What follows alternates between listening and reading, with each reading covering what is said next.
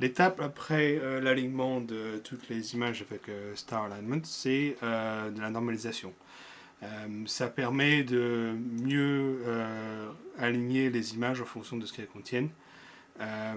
Donc on fait la normalisation locale. Voilà. Donc là encore, on choisit l'image de référence. Donc on va dans le répertoire qui a été rempli par Star Alignment et on cherche l'image de référence. Donc moi c'était l'image numéro 6. Voilà, elle est là. On rajoute aussi toutes les images qu'on a faites, mais comme je l'ai lancé 2 fois, je me retrouve avec des images avec un au bout. Donc c'est pas grave, on les ignore. Voilà. On choisit un répertoire où on va écrire les résultats. Donc hop.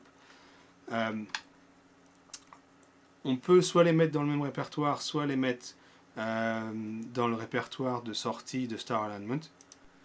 Les mettre dans le répertoire de sortie Star Alignment, c'est en général ce que je trouve le plus simple, mais c'est pas obligatoire parce que c'est des petits fichiers qui sont sortis.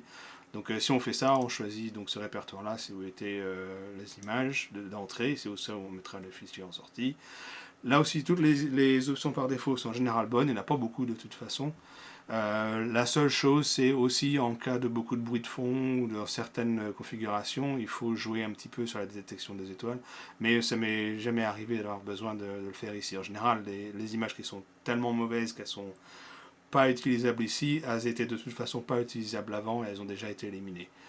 Et donc, on lance et ça produit aussi un petit fichier pour chaque image. C'est un processus assez lent. Quand on a beaucoup d'images, ça peut prendre de très très longtemps. C'est beaucoup plus long que de faire le Star Alignment. Et donc voilà, c'est tout ce qu'il y a à faire. Voilà, donc une fois fini, il suffit d'aller voir. Voilà, c'est ce que contient le fichier. Ça n'a pas grande importance de comprendre ce que ça veut dire. Donc ça, c'est l'étape suivante. C'est la dernière étape avant l'intégration.